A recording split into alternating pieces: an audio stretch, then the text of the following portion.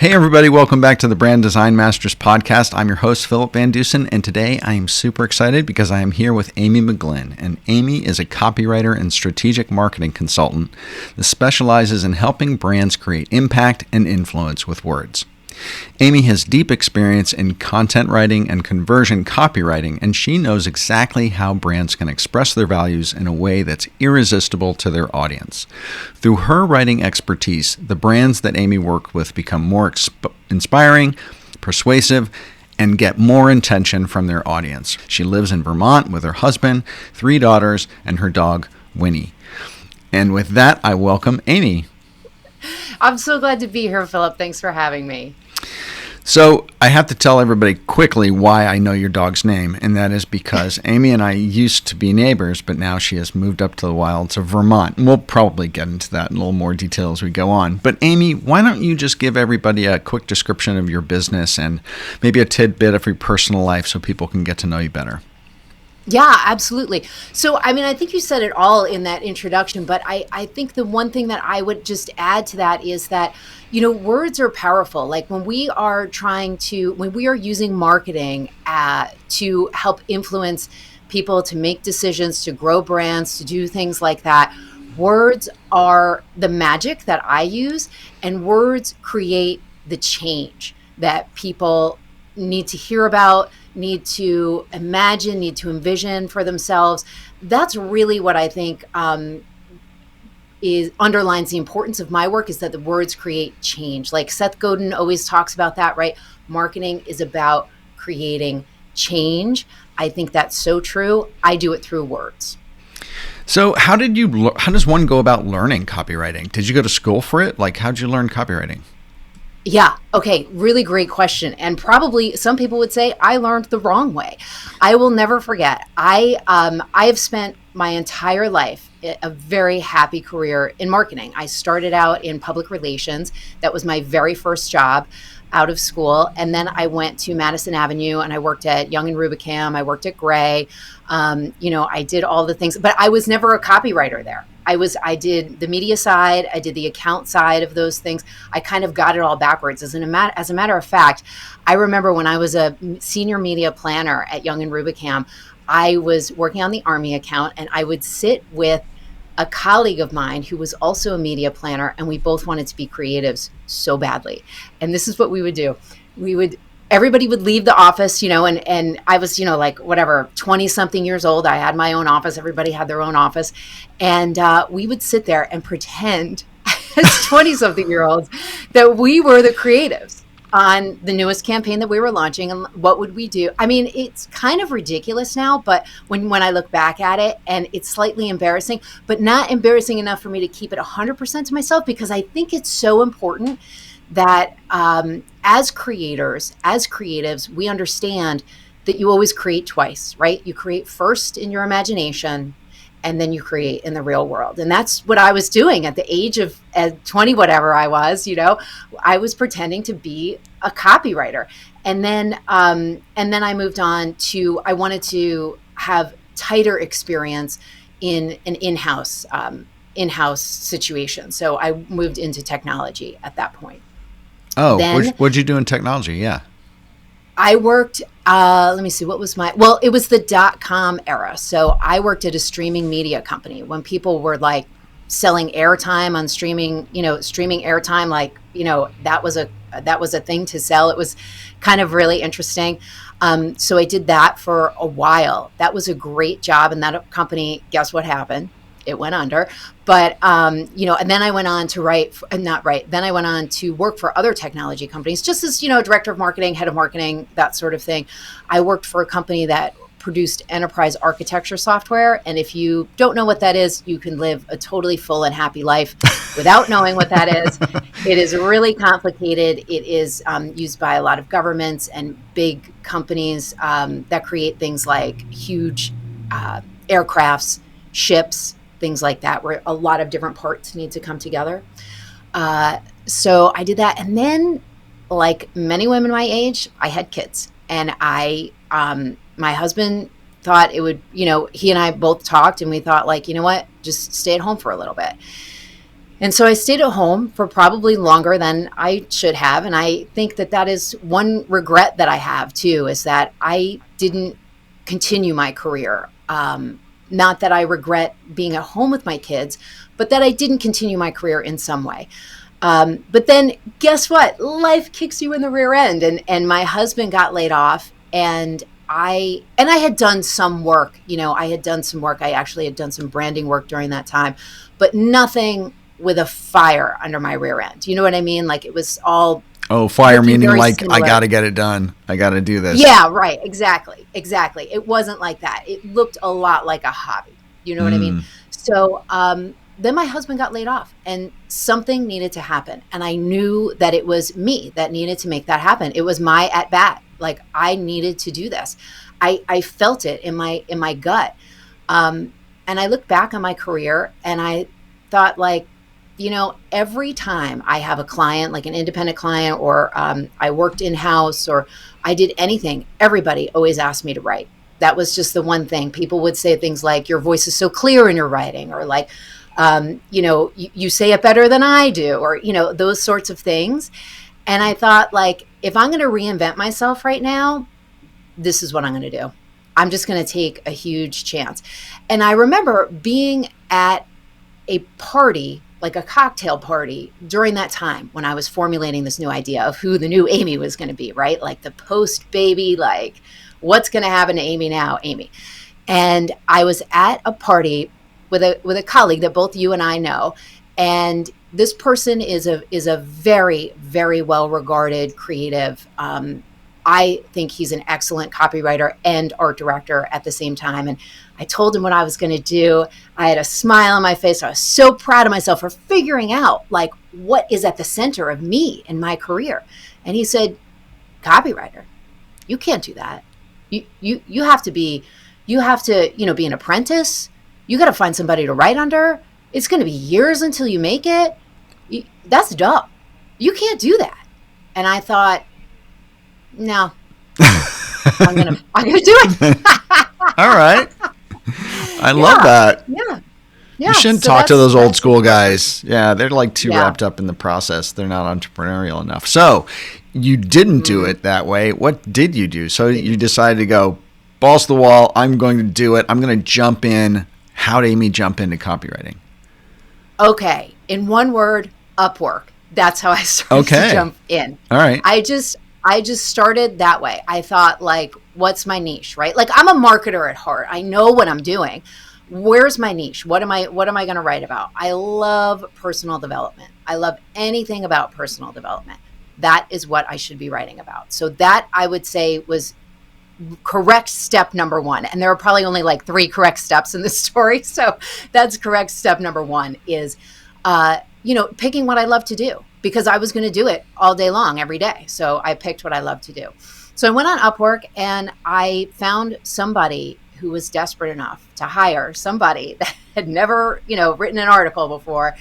And this is what I did. I mean, I got them in with pricing and with my own, with my own cover letter, so to speak, right? Like, hey, look, I know all about this topic. This woman happened to be a career coach, and I know a lot about that industry and a lot about the best practices. And I said, if you give me a shot at this, I will charge you $25 for 1,000-word article. And if you like it, I'll charge you a little more. And if you like that one, I'll charge you a little more. And as long as you're happy and as long as I'm happy, we will continue an awesome relationship together. So that very first article I wrote took me 10 hours to write. It's an article right now. It's an article that I could write in, the ego in me wants to say less than an hour. It'd probably take me like an hour and 15 minutes to write it. It took me 10 hours. I was not so great on grammar. I mean, I know a lot about grammar, but I am not, I wasn't at that level. I am a horrible speller. That is just one thing that is what it is with me and being a copywriter. And I wanted to get it perfect. I wanted to do it right. I wanted to put the best out there for this woman. And so there were, I told her I would have it to her in 3 days, and it took me 10 hours. I mean, that was a lot for a mom with 3 kids at home. And I knew I needed to do it, and I powered through, and she loved it. And I had a relationship with her for 3 years until her business changed a little bit and mine did too. And we had a fantastic relationship the whole way through. So it was perfect. So you got her through Upwork. So how did you expand? How did you end up getting more clients? Well, I worked on Upwork for quite some time. I definitely worked that algorithm. I would seek out people who are having a lot of success on Upwork and ask them, how'd you do it? What'd you do? So you reached out to them directly and asked them what they're doing? Absolutely. I reached out to them directly. Okay. Yeah. And I looked at their profiles and I studied their profiles. And then I also said, like, what do I need to know? What do you see? Where are the gaps in my funnel, so to speak, in my profile and in what I'm doing? Yeah. And they would let me know. But you know what the really cool thing is that they would also say, by the way, I have some clients I can't handle anymore, right? Because they're super successful on LinkedIn. Smart.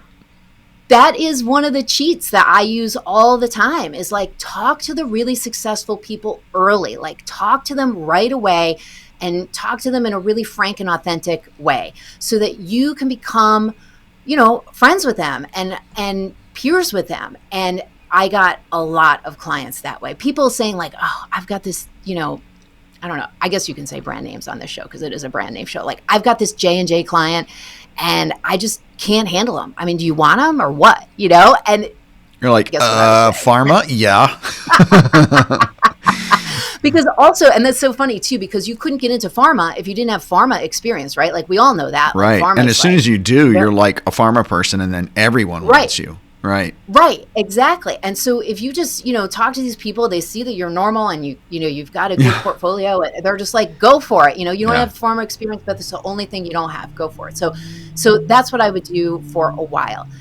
I did Upwork. I would do experiments on Upwork. I would send out 30 cover letters in like 2 or 3 days time to see and change different variables in them and see like what the return on them was. And I would just kind of go crazy to try to optimize it. And at the end of the day, I really felt like it wasn't 100% where I needed to be. You couldn't optimize it that well. People were really looking for like I had one guy that interviewed me for an hour over a $30 article. It was like, yeah, that's right? When you're like, time to move on. Yes. So I knew it was time to move on. The one thing that I heard you say, though, that I think is really important to kind of highlight is the fact that you, right out of the gate, right when you were beginning, you like hitched your star to people who were really succeeding. And you did it in a way that you were kind of approaching it in two ways. One, you were really looking and assessing your competition in your competitive space. And you were saying, okay, how can I leverage to a certain extent these people's expertise? But also, it turned out you were leveraging their clients and their audience at the same time. Yeah, it's true. I didn't go into it that way. I'll be honest. I didn't go into it that way. I just wanted to get better at what I did. And I didn't either better at copywriting or better at getting clients or, whatever it is that I was trying to get better at. I just wanted to get better. And I know that if I were in that position, I would completely want to help somebody else. And so I never felt that as a barrier. Like, oh, they're smarter than me. They have bigger clients than me. Like, I'm going to have those big clients soon. And, we're going to be, you know what I mean? Like, you have to envision your future self having that conversation rather than your current self having that conversation. Yeah. So you're a copywriter and you were doing content for other people, writing for all sorts of different sort of writing needs. How did you develop your own brand? So you're writing, you got clients, you're doing projects. How did you, I know now that you also use content to develop your own brand to market yourself and become more visible. How did you start going about that? I think practicing on my clients and practicing on other people was a really great way for me to go about it personally. Everybody's got their own different style with how they create their own content and how they do their own branding. For me, even as a little kid, I'm always like, let me see you do it first and then I'll do it, and that's how I learned. Like, there's a certain kind of way of learning that there's a word for that for sure. Some people love to just dive right in and make all the mistakes. That's not me. Some people can hear the instructions and then they can just go ahead and do it. That's not me. I like to see other people do it and then I can go ahead and do it. And So that's what I did. I helped people with their brands at first and started writing, mostly long form content for them. And then I got into more social media stuff and doing short form stuff. And I saw what they were doing was not that difficult, not that laborious. It wasn't taking up a ton of time or a ton of energy from them. And if I want to succeed in this world, I need to do it too. So that's my next step at bat when I started marketing my own services. So when you started doing content for yourself, what did you choose? A single platform? Did you try to show up in a bunch of places? How did you go about it? What kind of content did you do and where did you do it? It was always LinkedIn for me, 100%. And I'll tell you why, because my mom's not on LinkedIn. My mom is always like she's always, when you're on Facebook, she's always like, oh, when you were little, you used to do that. It's like, Mom, back off. Don't drop that in the comments. This is for my clients. It's so bad, So I tried Instagram for a little bit. I tried doing a word, I think I called it Word Bird 28. And I tried, writing about different words, and how to kind of embrace words as your magic power, so to speak. And I did that for a little bit and I got a lot of fun. That was a lot of fun, but that didn't have a ton of staying power. Then I landed on LinkedIn and those were my people. And I felt like, because I can be serious and really businesslike. And I liked that's how people showed up on LinkedIn. There were no blurred lines there. So that felt good to me. One of the best things that I did to start writing my content was start reading. And that sounds, like a little bit like, wait, what are you talking about there? I'll tell you what, this is what I did. I watched an incredible, legendary conversion copywriter give a speech that ended with a challenge. And the challenge was, here are 13 books. This is what you need to do. You need to read each one of these books. And he took the books one at a time. First, you read the book. Next, you read it with a highlighter and you highlight the book. Next, you go back and you write by hand on pen and paper all of the things that you've highlighted. Because as a copywriter, you have to get those cadences down and those phrases down and there's a lot to do in that way. So I'm that type of person. I was like, I'll take that. I'll take this challenge. I'll totally freaking do this. This guy makes $1 million per landing page that he writes. Whoa. Yeah, he is one of those people that you can't find him. Like if you really want to hire him and you have the $1 million, you cannot find him because guess what? He's working for himself. He's writing, he's doing his own thing. And that's what a lot of copywriters do is they have their own gig and it's usually in fitness so that they can, get their chops, and do like the side hustle, so to speak, but, really just sharpening their skills. So I took on this really big task of getting all of these books read, highlighted, and written by hand. And I thought, this takes up a lot of my time. What if I just went online and commented and did videos about what I'm learning about in all of these books? Number one, so I can kind of teach to learn, learn it because I'm teaching it. And then also just any small business owner that wants to go along with me on this roller coaster of reading and writing and, all that sort of stuff, go for it. Come with me. That's awesome. It's like Amy's Cliff Notes. It is. It was like that. And I didn't drag you through the whole book. I just took you through the parts that I thought were really great. I did this series at the very beginning of the pandemic on testimonials that absolutely took off because there was a chapter on testimonials, how to do testimonials right. And I happened to be working with some clients at the time that were very into testimonials and needed work on their testimonials. Isn't that great how sometimes just everything comes together? It was wildly popular. People really got a lot from it. People that I, were of course in my network, but I wouldn't even think would watch it. And they were like, wow, that is so fascinating.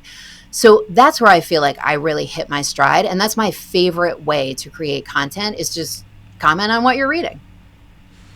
So you talked about LinkedIn a little bit. So you made LinkedIn your platform and you have become in doing that, a bit of a LinkedIn expert in terms of profiles and what works in profiles and the functionality of LinkedIn and how that's changed. Can you talk a little bit about how creative professionals or entrepreneurs could leverage LinkedIn in their profiles in different ways, or maybe some of the things that they should really, really watch out about? And I know you could talk about this for like 45 minutes because I've hired you to do that. But let's do the Amy Cliff Notes version. Like, what do you really need to know? Absolutely. Okay. I would say 3 things you need to know. Number 1, pay really close attention to your headline. Your headline is really important, and don't go onto the default LinkedIn headline, which would be just your name and the title that you currently hold right now. You have 220 characters to fill in that headline. Fill them all. When I do headlines for people, I'm coming up at like 218, 219. Like, I am maximizing everything. I'm squeezing that shirt dry, like I'm just squeezing all the water out of it. Why do you want to do that? 2 reasons. The first and most important is the searchability. You want all of the relevant terms that you want associated with your name to be in that headline, because the LinkedIn algorithm searches first your name when somebody puts something in the search bar. That's the first thing. So if I put in, Philip and VanDusen, then of course, obviously you're going to come up. But then it second searches your headline. So you want your headline to have all your keywords in it. People don't like this advice because it looks really chunky and clunky and not really readable when you look on LinkedIn. There is a fine line between readable and writing for SEO, but I encourage everybody to just kind of push the envelope there and put a lot of your keywords in your headline so that you can get found for the awesome work that you do. So that would be number 1. Number 2, tell your story. In your about section, tell your story from how you want to tell it, to your people, love letters to your people right there, like tell what your mission is, what your journey's been, what your passion's all about, like what you do best, like allow yourself to shine so that people can really understand what you're all about. And also, as your friendly neighborhood copywriter, I have to say, make it skimmable, right? So put in kind of like emojis and things so that the eye can take a break and that people's eyes can go to the pertinent pieces of information that you have. But definitely tell your story a little bit, tell where you've come from and what you can do for them, and you're going to be great. And then number 3 is pay attention to your network. You really want to curate your network I curate my network for my audience is people that I would like to write for, which are career coaches and executive coaches and creatives as well. That's who I curate my network with. It doesn't have to be everybody that you've ever worked with, it really doesn't. You can curate a group that pays attention to your content and that you pay attention to their content. So those are the 3 things I would do. Pay attention to your headline, make your about section 100% about you and totally irresistible to your target audience. And then also curate your network so you're getting what you want out of it. And then when you put things out, people are getting what they need from you. When you post content, how do you get it in front of people who aren't in your network, who aren't connected to you? Do you use hashtags, or how do you go about doing that?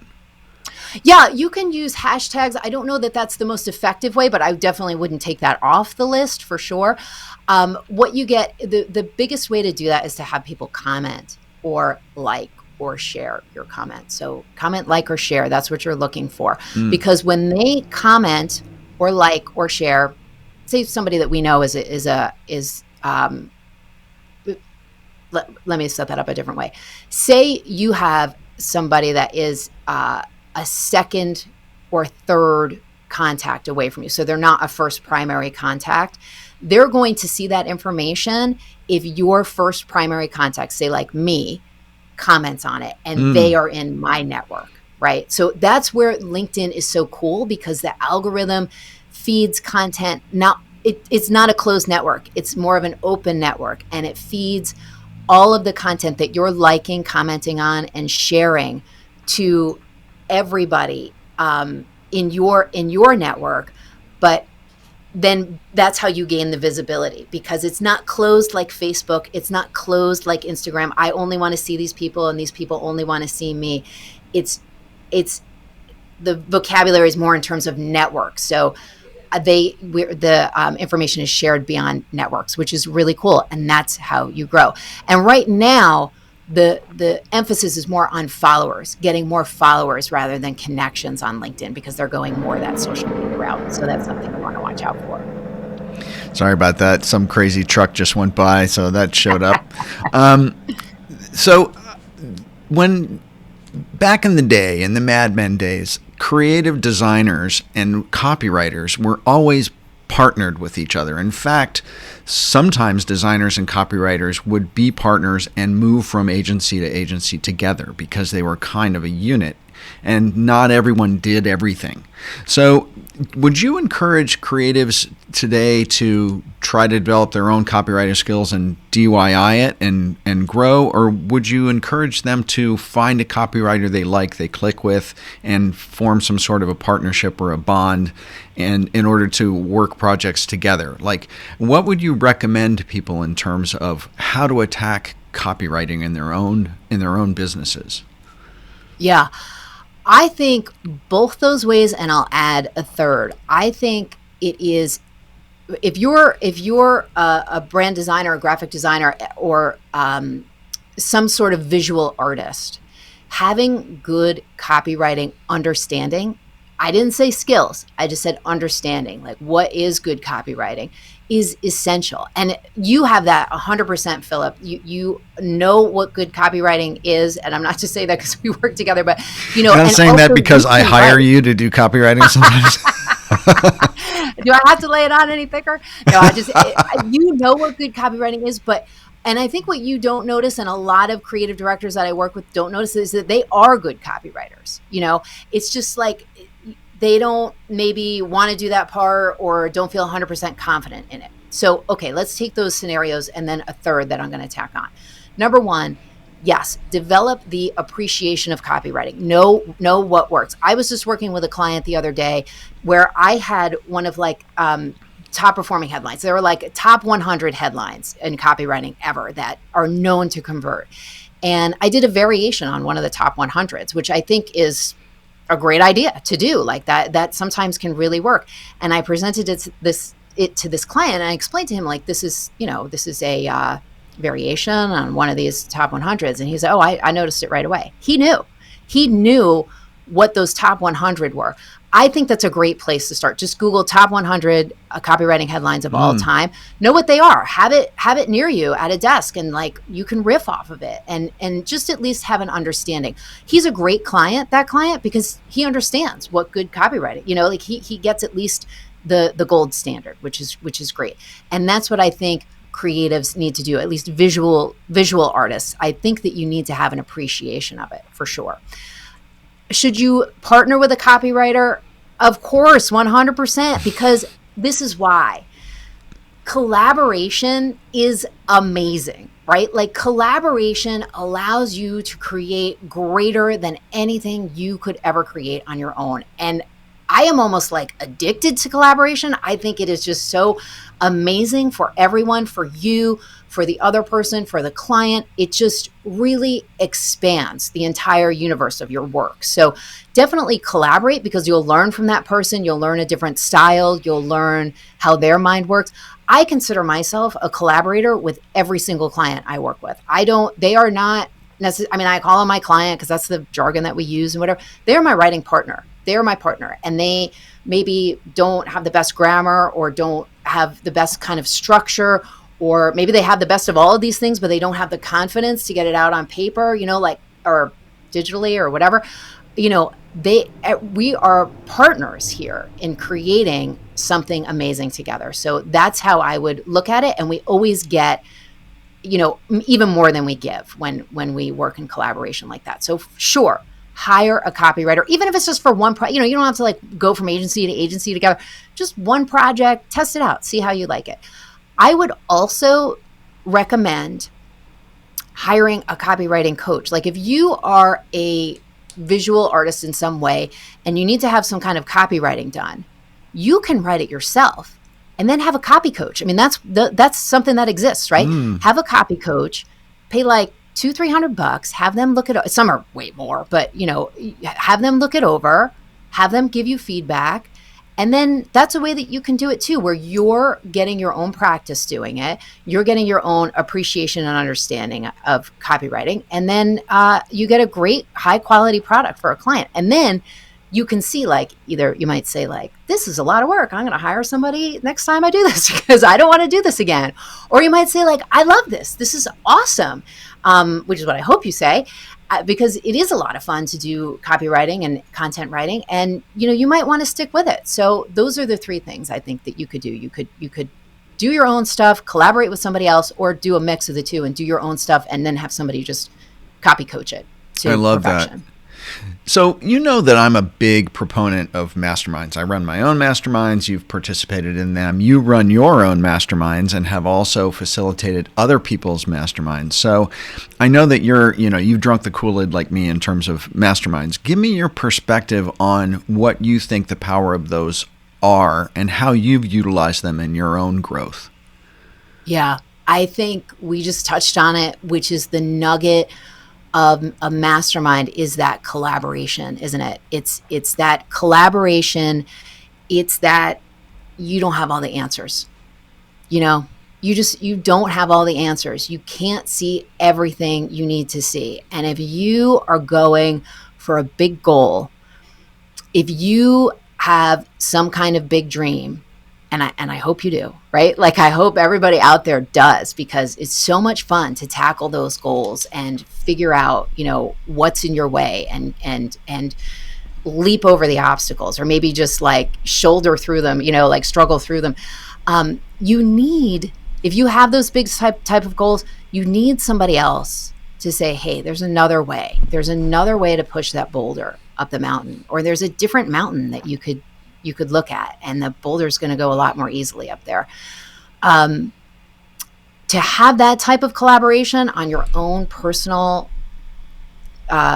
stuff, either your goals or your work or what have you, is incredibly energizing. And I think we all need that right now, like in a time where we're feeling so isolated, we're feeling so kind of beaten down, and like, wait, this is, what version of the new normal is this? It kind of can get really, really tough to like hold your head up and say, like, okay, I'm going forward with my big goal and my big dream. It's like doing it alone feels really shallow and empty, and frankly, for me, not a lot of fun. Masterminding, though, is a way to bring everybody together. People get excited about your goals, that you get excited about their goals. I just, I love it.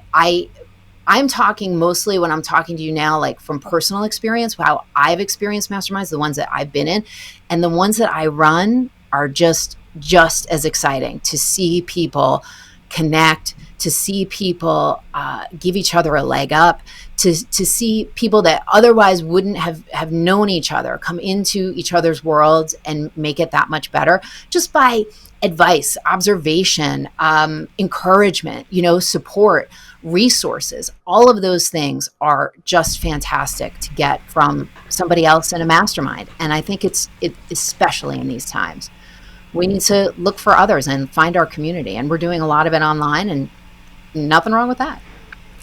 I think one of the really interesting things about masterminds is, and you said this, you said, if you have a dream. And one of the things that I've noticed is that some people have an indication of what their dream is, but when they get exposed to other people's dreams and what they're doing and what they're developing or what they're exploring or where they're going with their businesses, they get inspired to try completely new things that they never thought of doing, to go places that, and they see the nitty-gritty of what someone else is developing, building, growing, exploring, and they go, oh, wow, I should explore that. I could see that, how that could fit into my business in this way or that way. That's one of the things that just blows me away about masterminds, is that you get things that you never thought you were going to do or be inspired to do when you start getting exposed to other people who are in the midst of it.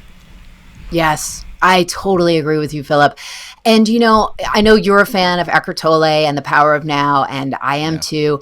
And one of the things that he says in that book is that when you have a log that is burning, a bright fire, and you put it next to another log, the other log can't help but to burn. Oh, I love that. It can't help but to be on fire. And that, I mean, like we're just like two logs next to each other.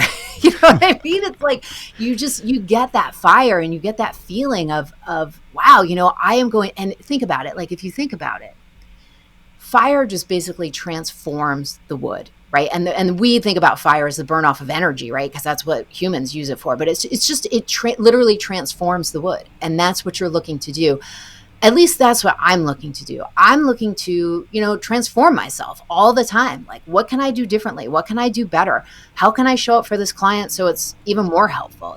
How can I show up for somebody I'm not even thinking about right now, like online, in social media, that it can be more helpful. That transformation, and we talked about it in the beginning too. It's a change, isn't it? It's all about creating change.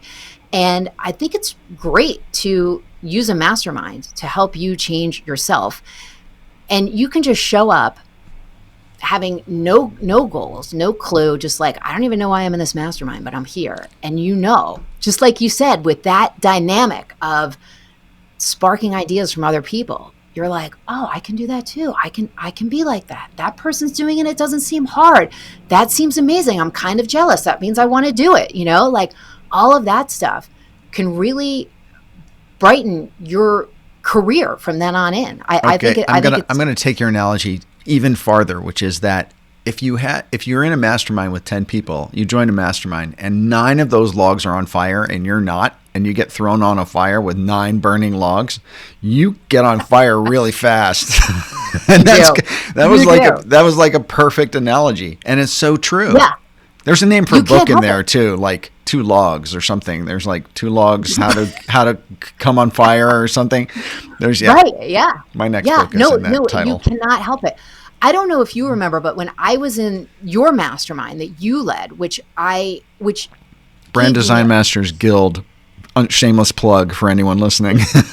Plug it away, and I will back it up every time, because that gave me, I had the idea and the goals, and that mastermind gave me the confidence. When I look back at New York Times bestseller, like all the stuff I've even just accomplished this year, I might get a little emotional, because that mastermind was where I got the confidence to turn it all around. But what I wanted to say was, in that mastermind, I showed up and I had a really incredible goal. And maybe you don't remember what that was, but if you don't, I will clue you in, because everybody was like, don't do it. I said I wanted to earn what I earned in a year in a month.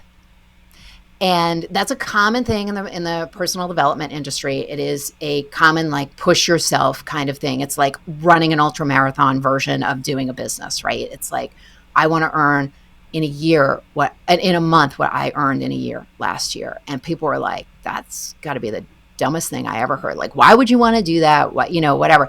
I showed up with that big goal, and I was like, really, nothing's going to stop me. And I did accomplish it.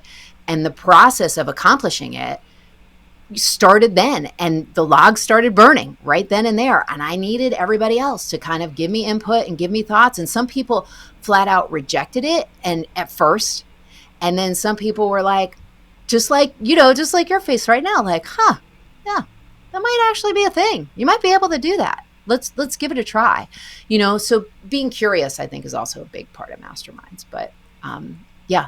The logs of flame. So Amy, it has been amazing talking to you as usual. And so I'm piloting this new podcast closing question series, and it's called the Rapid Fire 10. And I did not hip you to the fact that I was going to do this to you. But there's 10 questions with like 1 or 2 word answers.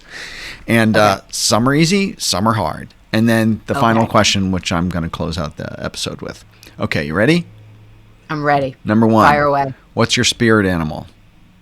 Oh, okay. My spirit animal is a turtle, because it always takes its home with it. And after moving from New Jersey to Vermont this past year, and just knowing what I know about life, it's my spirit animal is a turtle. I always take my home with me. Morning person or night person? Oh, come on. 100% morning person. My morning routine is a well-oiled machine. Don't even mess with it. I know exactly what I'm doing for the first hour and a half of every single day. Morning person, period. Okay, beach or mountains? Oh, okay. I'm living in the mountains. Just one word. Obviously, it's beach. Okay, there you go. All right. Dog person or cat person? Dog person. What's your secret talent most people don't know you can do? I can probably guess your sign with only talking to you for like 2 minutes. Wow, okay. Astrological sign. Astrological sign. What is your favorite song of all time? Tainted Love by Soft Cell. Beautiful. I love that. Number one, I have to say you answered that question faster than anyone else who I've ever asked that question to. Okay, favorite place in the world? San Sebastian, Spain. What's the one thing you would love to master? My intuition. Who's your hero? Huh. I would probably say my future self is my hero.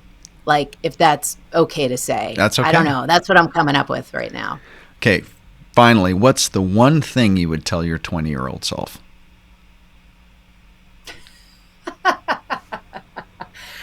Well, I told you that story about me being my 20-year-old self.